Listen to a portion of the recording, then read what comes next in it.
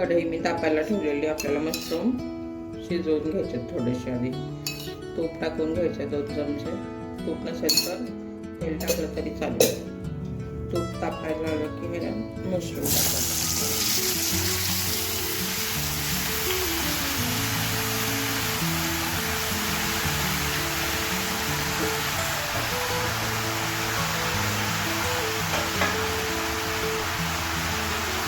थोडं मीठ टाकायचं शिजवताना. थोडं टाकायचं. यामध्ये पाणी टाकायची गरज नाही. याला आपोआप पाणी सुटतं. थोडा वेळ झाकण ठेवायचं.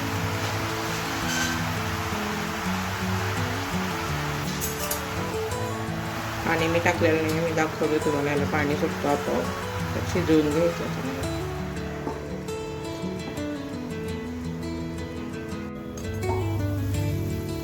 बघू शकता 2 मिनिटात पाणी आपलं किती सुटलेलं आहे.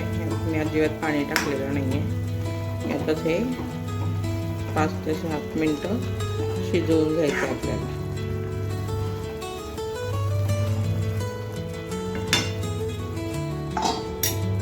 भाजीसाठी आपल्याला तयारी करायची आहे. ग्रेव्हीसाठी 5 ते 6 कांदे घेतलेले आहे. 1 टोमॅटो घेतलेला आहे. हा लसूण सोलून घ्यायचा आहे. आलं पण चिरून घ्यायचं आहे. मगज मी 2 मोठे चमचे घेतलेले आणि 10 ते 15 काजू घेतलेले आहे. काजू तुमच्या आवडीप्रमाणे टाकू शकता. आणि कोथिंबीर घेतलेली आहे. हे सगळं चिरून घ्यायचं आपल्याला. हे मी सगळं चिरून घेतलेलं आहे. कांदा, टोमॅटो, आलं, लसूण सोलून घेतलं आहे. कोथिंबीर चिरून घेतली आणि 2-3 तमालपत्र टाकायचे आपल्याला ह्याच्यात. आणि दालचिनीचा 1 तुकडा टाकायचा. दालचिनीचा तुकडा माझ्याकडे नाही आहे म्हणून मी फक्त अर्धा चमचा ह्याची दालचिनीची पावडर वापरणार आहे. कढई मी इथं तापायला ठेवलेली आहे. त्यात कांदा,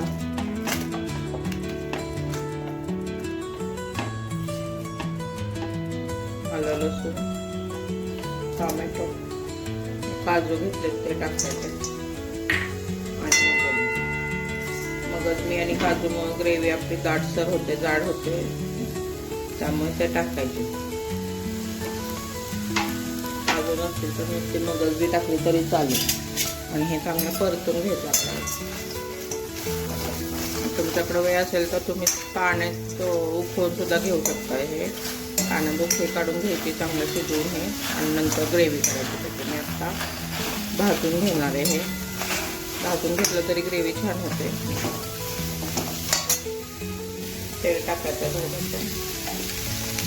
आणि हे अंडा गोल्डन रंगाचं होईपर्यंत भाजून घ्यायचं. आणि टोमॅटो मावून शिजेपर्यंत त्याच्यामध्ये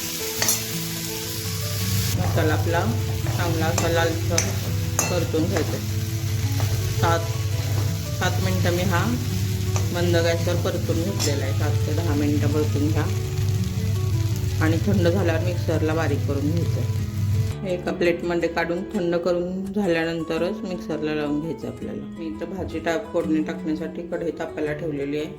आणि ही एकदम बारीक अशी पेस्ट करून घ्यायची. चांगली एकदम बारीक करून घ्यायचं. थोडंसं पाणी टाकून वाटलं तरी चालेल. वाटण तुमच्याकडे बटर असेल तर बटरमध्ये फोडणी टाकली तरी चालेल. मी इथे 1 पळी तेल टाकलेलं आहे.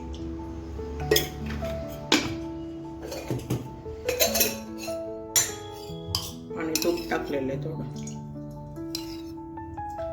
तुपामध्ये पण फोडणी टाकली की भाजीला टेस्ट छान येते. 3 ते 4 चमचे मी तेल टाकलेलं आहे. तूप टाकलेलं आहे त्याच्यामध्ये. आणि आता आपल्याला ह्याच्यात हे तापलेलं आहे. ह्याच्यात वाटण टाकून द्यायचं.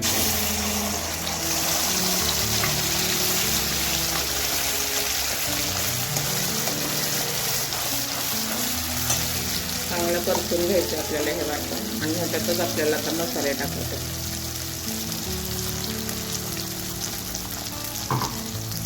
याच्यामध्ये आपल्याला मसाले टाकायचे. यामध्ये मटण मसाला टाकलेला आहे मी 2 चमचे.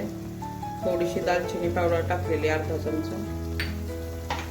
धणे पावडर अर्धा चमचा. हळद अर्धा चमचा. आणि कलरसाठी बेडगी मिरचीची पावडर टाकायचा 1 चमचा. आणि आपला घरगुती मसाला टाकलेला 1 चमचा.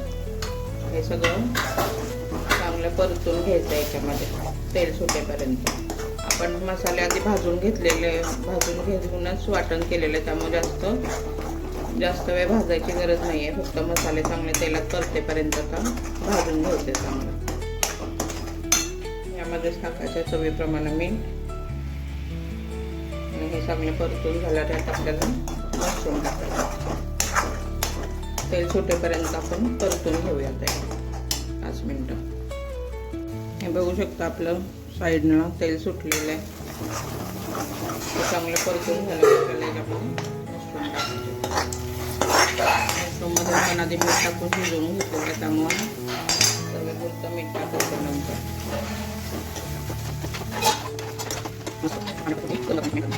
आणि तुम्हाला जेवढं ग्रेव्ही करायची आहे, लपतपीत करायचं असलं तर थोडंच पाणी टाका, थोडंसं पातळ करायचं असलं तर हे मिक्सरच्या भांड्यातच मी पाणी टाकलं होतं. एवढं पाणी मी टाकलेलं आहे 1 ग्लास. छान आता ह्याला उकळी येऊन द्यायच्या. 5 ते 10 मिनटं हे उकळून घ्यायचं. थोडीशी अर्धा चमचा साखर टाकायचं, त्यामुळे तर्री चांगली येते आपल्या भाजीला. 10 मिनटं मशरूम त्याच्यामध्ये शिजवून घ्यायचं. शिजवलेले तेच आपण सारखं त्याच्यात ग्रेव्हीमध्ये उतरला पाहिजे आपल्या मशरूमचा. झाकण ठेवायचं आहे आणि 10 मिनटं आपल्याला असंच उकळून द्यायचं ह्याला. 10 मिनटं झालेली आहेत आणि आपली भाजी छान तयार झाली.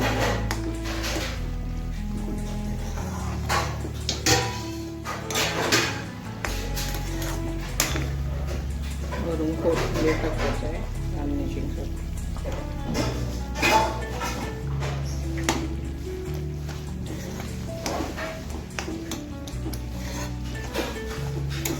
चपाती बरोबर रोटी बरोबर छान लागते ही भाजी. नक्की ट्राय करून बघा आणि मला कमेंट करा.